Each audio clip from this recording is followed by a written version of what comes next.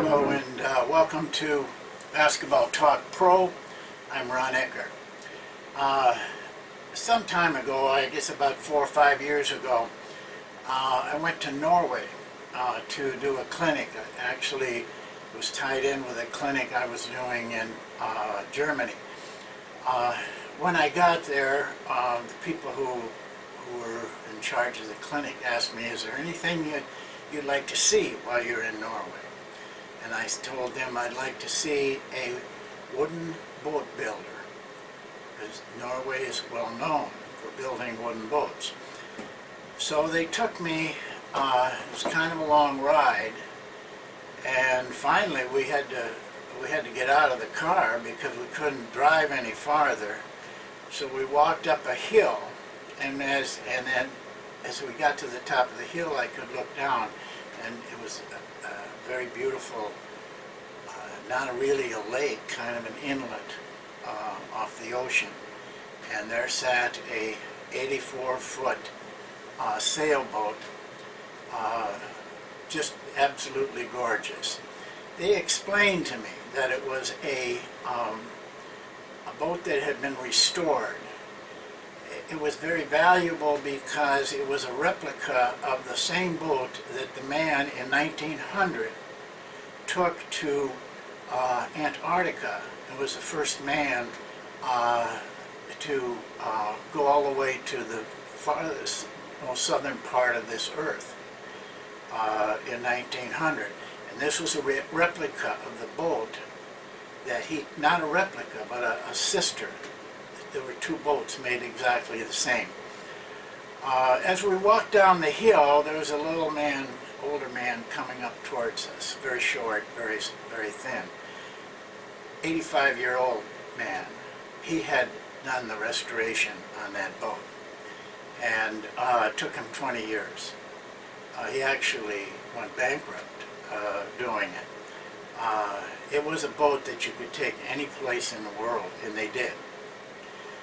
He showed me the boat, explained everything, and when he had taken me off the boat, we'd seen the boat, I looked up and I saw a kind of a tin metal building, and I said, is that where you worked on the boat? And he said, I built that building for this working on the boat. It took him 20 years. He was 85 years old when I talked to him. So he took me in. He said, I'll show you around.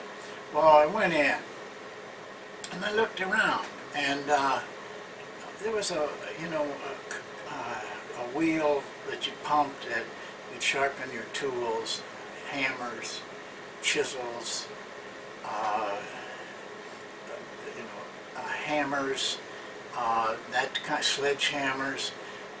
And I said, well, I guess you took most of your tools in after you finished. And he said, no, these are my tools. And I couldn't believe it. There wasn't a power tool there. Everything was hands. And I mentioned that to him. And he said, no, these are all good tools. I know these tools. I can use these tools. Then he gave me some advice that I think fits for basketball. He said, it isn't the tool. It's how you use the tool. He picked up a saw and he said, I can cut perfect with this saw. A power tool doesn't cut perfect. But he said, I know how to use it. I have the feel of it. I know everything about this saw. It's how you use your tools. I feel the same way about coaching. Too much is put on what the tool is, what the drill is, what the offense is. But a person who knows the drill, a person who knows the offense, will make the difference in how the players react to it and how they can perform it. You have to know your tools. Well, what are coaches' tools? One of them is practice. One of them is drills. All of these things are tools. Bringing your players in to watch film watching. you know, you can walk into the film room, turn the film on, and see what you see and make corrections as you go along. Or you can go through that film 2 or 3 times before you show it to the players and learn to know it. Make notes so you know how to correct and tell your players. That's knowing your tool. So let's just talk about what I'm talking about, the tools that you work. Let's just take an example. Before I say that, though, one of the things that you need to do is become an expert in your tools. You've seen me in a video earlier show the screen away drill. Very simple drill. Let's just talk about that drill for a little bit. You have to become an expert, and you have to love what you're teaching. It has to be a feeling for it. So if we take the screen away, before it, I'd like to share another story with you. Dick Motta, who a lot of you won't know, but he actually is one of the top coaches in NBA history.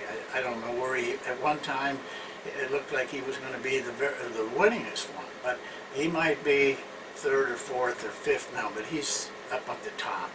Now, he retired some time ago, so a lot of you, younger ones, may not know him, but he was a pretty good friend. I went to a lot of his training camps, and I think it was the last year he coached. I was with him. He came, when he retired, he came to my training camps, usually every year for 3 or 4 days. Well, one of those trips he made, at the end, I'd taken him to the airport, and we were sitting in the coffee shop having a cup of coffee before he had to leave for his flight. And out of the blue, I just asked him, I said, you know, Dick, I don't remember the guy's last name. His first name was Mark. He was very good at posting up. I said, you really have an ability to get him the ball in the block. And he said, I'll show you the play we use. Well, he took out his pen. We got a piece of paper from the waitress, and he began to draw. He drew very carefully. Every line was straight. Every O for the offense was almost perfect. Very carefully. It was like he was drawing a portrait on that piece of paper.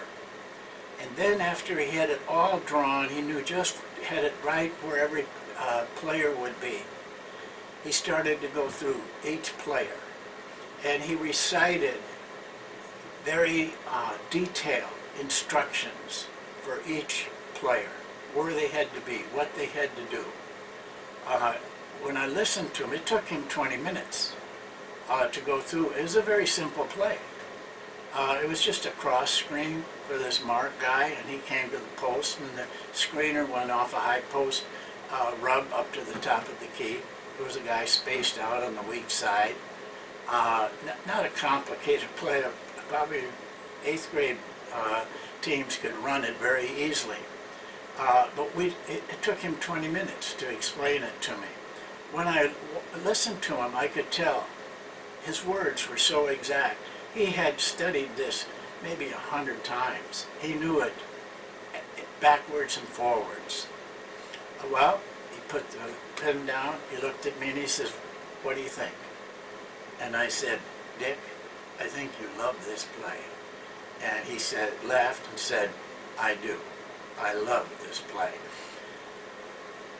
That's how I'd like you to think of everything you do in your practice. When you put that much time, preparation, and feeling into what you're teaching these players, it becomes something special. It becomes something that the players learn from you, and you put everything into it. It's preparation. it's preparing for everything you do. That screen away drill that I talked to you about, I don't know how many times I've run it, practiced it, maybe 50 times a year. But I've become an expert at it. I know everything about that drill. And so I get a lot out of it. Another person can take that same drill and not get anything out of it. Because I've put in the time with it. So when you prepare, when you are going to have a practice, this is what I'd like to advise you, because not enough people do it. You've got to sit down with everything you're going to do in that practice. When I start a season, I have a yellow pad, a brand new one, and a brand new pen. And every drill we're going to do in the first practice or the 50th practice, I write out. I know you guys got iPads and smartphones and all of those things, but there's something about putting pencil on a piece of paper and drawing it carefully that sticks with you. And it makes it come alive for you. So I draw it. And then I ask myself, what's the purpose? What am I doing this drill for? If you can't write down clearly what the purpose is, you probably shouldn't be doing the drill. Then I ask myself, what do I want to get out of it? What do I want to achieve with it? And again, you should be able to write that down. And then study it. You know, don't just go through it, but study it. Really look at everything. What if everything? What if this happens? What if this guy goes over here? Live with it for a while. Fall in love with it. Treat it like it's a precious gem. It is for you. Because this is each one of those tools, each one of those drills that you run in practice is going to take you closer to excellence. So each one has to take on an importance for you. You must be an expert on what you're teaching so that nothing, you avoid nothing, you see everything, you can make good corrections, make appropriate corrections. And you have to do it every day. You have to come to work every day and put that kind of effort into it. The screen away drill is very simple, I understand. We can be running that in the 50th time we've ran it in the season, and I still have to prepare for it. But then it's different. You know, they know everything. They're at home with it. They're comfortable with it. But there's still things you need to do to hone it, to get it to the closest you can come to perfection. It might be things like, right in your mind, jotting down, I got to remember to tell Bill to use that back cut more. Jim has got to be tighter on those curls. Or it might be a team thing. I may have to make a note. I got to tell the team that the pace has got to be a little slower. They're trying to rush things too much. Well, when I go out on the floor, when we actually run that drill, it isn't like I'm a chemistry teacher or anything. But in my mind, I've gone through everything. So when Bill comes up and he makes a curl, you know, I know whether he's making it tight enough, and if he isn't, I can correct him. But I don't have to say a lot. But I do have certain things every day that I know that I have to try to get across to a player or the team. It never stops. And that's why you have to be an expert at every part of your practice, every part of your offense. You have to study it that hard. And you have to really be like Dick Mata and be able to say, I love this. I love what I'm doing. I love this drill. It's a gem. is special. And I think you'll see a couple of things happen. First of all, your players will understand how you feel. And secondly, you will present to your players something that will give them an edge, help them grow as a player, help your team grow as a team. That's it for today. We'll see you in a couple of days, and I hope I leave you with the idea that don't take these things lightly. Spend the time, do it right, and the results you get will be worthy of what you've done.